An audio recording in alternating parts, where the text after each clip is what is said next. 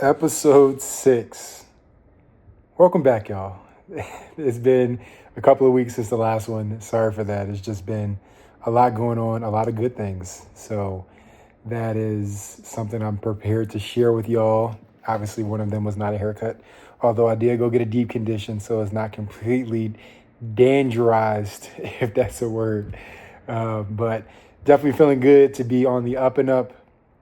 The major accomplishments over the past couple weeks have been the closure of my fasciotomy wounds. So that has been massive. I haven't put any pictures out on social media or anything because I don't want to show you all that. I don't want to get reported because it's not pretty. But if you want to know what they look like, feel free. I will send you them in a message or text them to you if I have your number, everything like that. But it's been quite a journey because going back to the original surgery, my vascular surgeon made the decision to leave them open to heal naturally. However, it has been 3 months as of this week or this upcoming week, and it is something that I couldn't really wait any longer for, just because there's a lot of work still to be done on my knee with the reconstructive surgery with the ligaments and the tendons, but more importantly, the nerve damage that I'm experiencing still with the peroneal nerve, and I still can't raise my toes or dorsiflex my foot. So those are things that I'm continuously working on, and that is the reason why the closure of the fasciotomy wounds was such a big deal, because we're essentially just up against a time crunch, and we're not anywhere in the danger zone just yet, but I'm not trying to get too close to that, which is about another 3 or 4 months, and really just have it be more of a long-term potential chronic problem. So we just handled it right away and made sure that we closed up this fasciotomy with a surprise procedure. So jumping right into things, this week was huge. Today is Saturday, December 7th. I actually just had the surgery on Thursday, December 5th. So it is something that we have been talking with my surgeons about for a little bit, just trying to line things up. The hardest part about this injury has been lining up the different disciplines, and trying to make sure that everybody gets their part, but also realizing that there's prioritization because vascular has to come first. Then it's going to be orthopedics. Then there's the plastic surgery team in terms of the nerve explorations, but there's also the plastic surgery team in terms of the skin grafts. So everybody's just jockeying for position, and based on how everything's gone so far, obviously the vascular surgeon was number one because that is keeping me alive and saving my leg. And then after that, the orthopedics took a look at it. They had me in the X-Fix to protect the nerve graft, or not the nerve graft, but the occlusion graft and everything like that. So everybody's been pretty much waiting their turn. And when I come down the line, everybody's excited because I am the most recent science experiment. So I didn't think I would be a part of any more group projects anymore since I left school, but this has turned out to be quite the interesting one and quite the road about it. So going back to the current procedure, we've been talking about this skin graft for about 3 weeks after I met the orthopedic surgeon, and he was wondering why we hadn't closed up the wounds yet. And, different disciplines and different opinions are going to do different things. I recently got connected with another athlete in another part of the world who had a similar injury, and their surgical process was completely different, and their rehab has been completely different. So it's interesting to see the difference in doctors' opinions, difference in people across the world just having different outcomes based on what their medical processes are. And again, being here in America, we have a very robust medical system.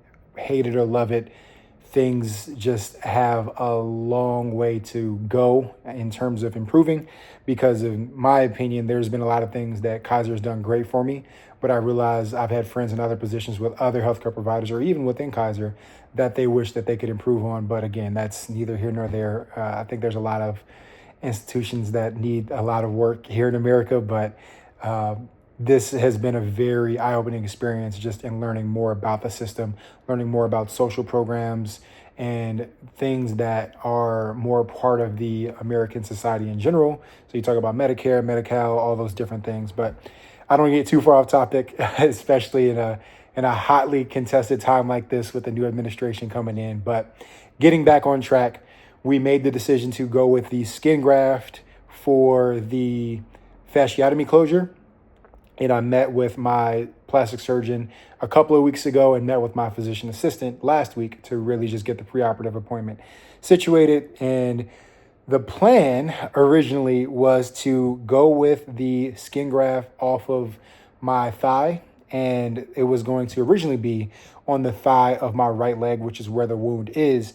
However, in talking with my physical therapist, who's amazing, by the way, we decided that that wouldn't be necessarily the best move because I still need to break up a lot of scar tissue in my right leg because I'm working on the range of motion in my knee. And we started out at about 20 degrees and right now we're about 45. And we need to get up to at least 120 before I can have my orthopedic knee surgery. So some more news coming on that soon. Hopefully there's a couple procedures, which I'll talk about after we get done with the graft situation. But as of right now, we wanted to really keep that right thigh open for Theraguns, massage therapy, so we can continue loosening up those connection joints and ligaments to really loosen up that knee to get some more range of motion in there so we can work towards a successful prognosis for a long-term recovery with the orthopedic surgery when they go in and fix all of my ligaments and tendons. So we'd originally said we're going to go on the right, but then we switched to the left thigh. Now, thing about the left thigh is then I just become this surgical freak from pretty much the waist down because I'm going to have all of these wounds open on the right side. I still have the entire incision open from where they took the saphenous vein on the inside of my thigh all the way up to my groin. And then now on the left side, my left thigh, I'm going to have this huge bandage because they're going to take the skin from there and graft it over to both sides of my right leg to close the fasciotomy wounds. Now, I've never really been cosmetically conscious per se, but I got to be real. It's very tough when you look in the mirror and you just see scars and incisions pretty much everywhere.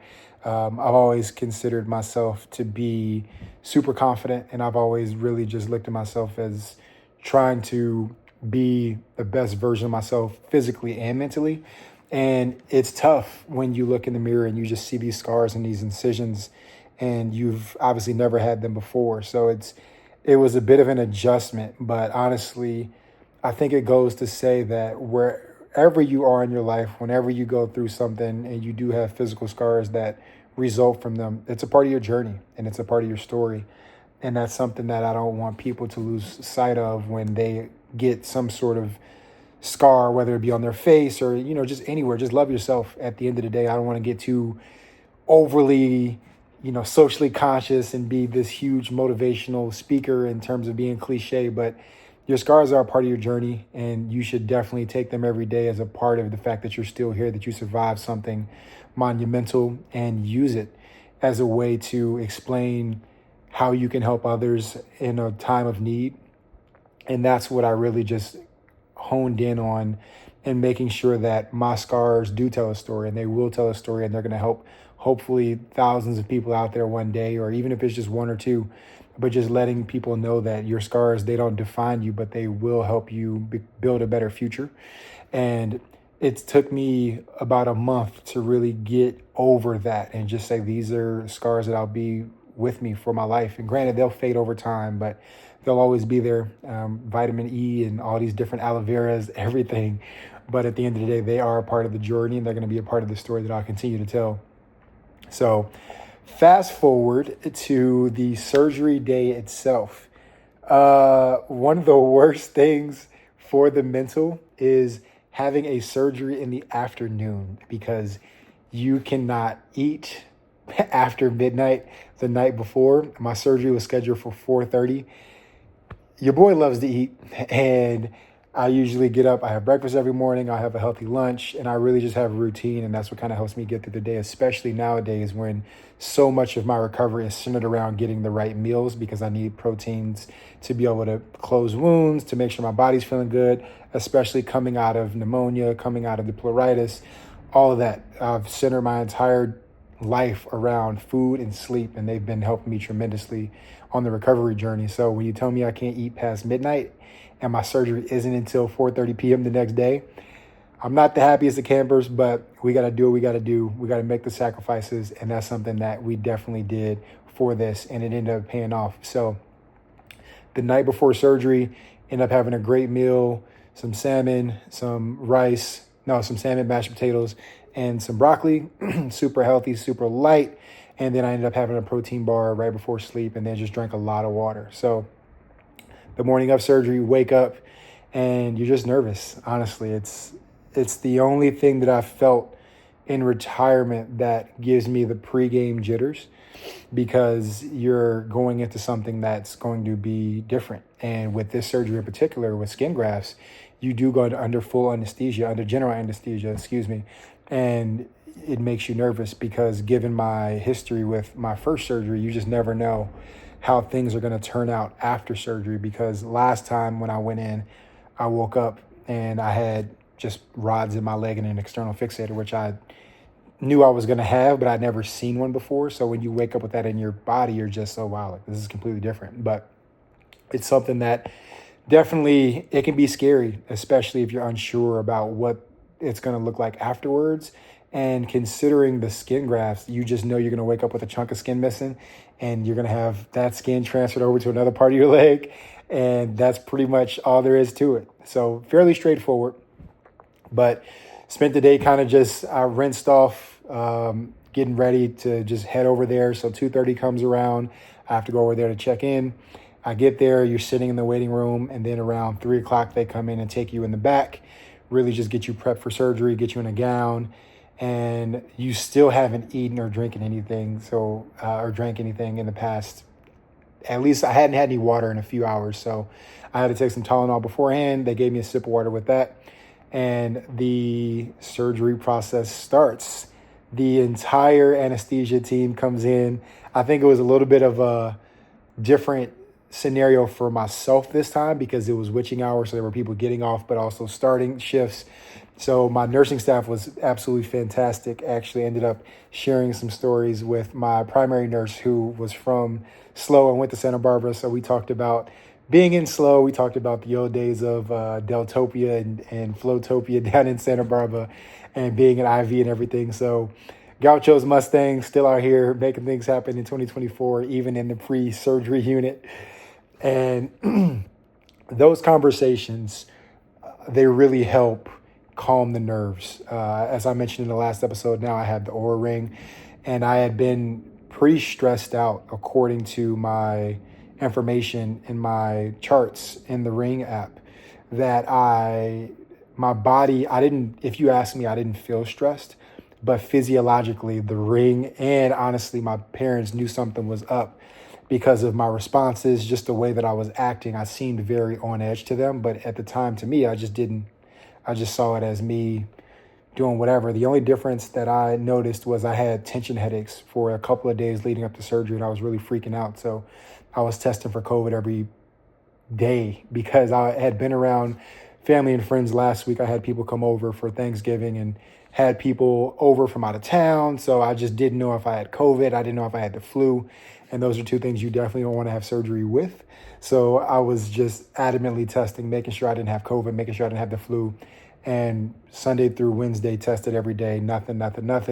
But the tension headaches really just showed me that my body was nervous and that I was on pins and needles for this surgery because it was my first time going under since the full anesthesia last surgery. So this conversation with my nurse and with my anesthesiologist team, they were really instrumental in getting me to just calm down. I was in this pre-surgical unit cracking jokes. My mom finally came back because they let her in after a certain amount of time. And you start having those conversations, and I just felt a lot more at ease to be able to go into surgery relaxed, talk to my surgeon. We said, hey, this is the plan. This is what's going on. And we got the ball started after I signed all the consent forms. So they wrote me into surgery, and next thing you know, I'm laid out on the table looking up, the lights, all my information's up there on the screens, and they give me the countdown, and I am out cold. So I wake up about 3 hours later. It was originally supposed to be a 2-hour surgery, but it did actually end up going for an extra hour for very good reasons. So I spent the last 3 months essentially letting this wound close on its own. Now, prior to surgery, we thought there was going to be a skin graft. However, it was determined that they could actually just suture it up closed because it had actually closed enough. So they were able to take the skin flaps from the outside and suture them with dissolvable sutures. So saved from skin grafts, which is absolutely the best news possible because I don't have to take any time off from PT because there's no areas to avoid, essentially, because I don't have to worry about doing anything to damage skin trying to close up. And now they just have the legs sutured and on both sides, and those pretty much dissolve within 10 to 14 days. And it heals a lot quicker, and it's a better prognosis for long-term healing. So that means that we are officially almost, I'm not going to say anything until I have my follow-up this upcoming week on Thursday. We're officially closing chapter 2 next week, hoping everything goes well. I'm on a lot of antibiotics and just making sure that things are going the right way. But now that will be closed the way that it is, we can start working on that nerve damage. Now we can start getting some electricity on that nerve, some TENS units, some acupuncture. But because of where the wound was, we couldn't actually access the nerve because it was underneath the wound. So now that it's closed, we'll have access via skin to the nerve that's been damaged. So hopefully over the next few weeks, up to a month, I'll start getting some dorsiflexion back in my foot because we can start waking up those nerves, which has honestly been the most daunting part to all of this because I can't really walk on it. I obviously can't drive.